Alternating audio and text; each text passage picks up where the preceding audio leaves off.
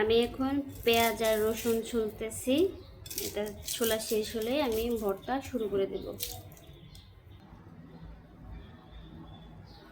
আজকে আমার ভর্তার আইটেম হচ্ছে, এটা হচ্ছে পটলের ছোলা, এটা ভর্তা হবে। লাউয়ের ছোলা, এটা ভর্তা হবে। এখানে হচ্ছে টমেটোর ভর্তা হবে, পেঁপে ভর্তা। মরিচ বাসায় ছিল না, তাই আমি ঝটপট করে বাইরে গিয়ে শুকনো মরিচ নিয়ে আসলাম, ঝাল শুকনো মরিচ। লাউয়ের ছোলা ভর্তা করবো, তাই আমি লাউয়ের ছোলাটাকে প্রথমে একটু পানি দিয়ে সিদ্ধ করতে দিয়েছি। পেঁপে ভর্তা করার জন্য পেঁপেটাকে আমি পানি দিয়ে সিদ্ধ করতে দিয়েছি। পটলের ছোলাটাকে সিদ্ধ করতে দিয়েছি, হয়ে গেছে প্রায়। এখন আমি আমার ভর্তা বানানো শুরু করবো। ডিম ভর্তা করবো, এগুলো ছুলে রেখেছি। এখানে পেঁপে ভর্তা করবো, ওটাও আমার হয়ে গেছে সিদ্ধ করা। সবগুলো ভর্তাকে আমি শিলপাটায় বেটে ভর্তা করেছি, যাতে খুব ভালো লাগে।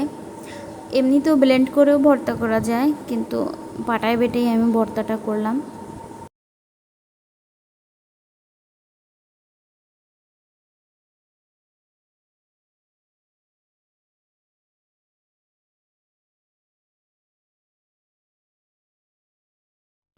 ভর্তা বানানো কমপ্লিট আমার।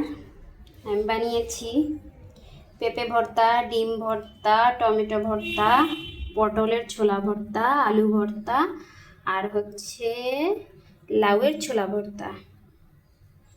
ভর্তা বানানো যতটা কঠিন, খাওয়া ততটাই সহজ।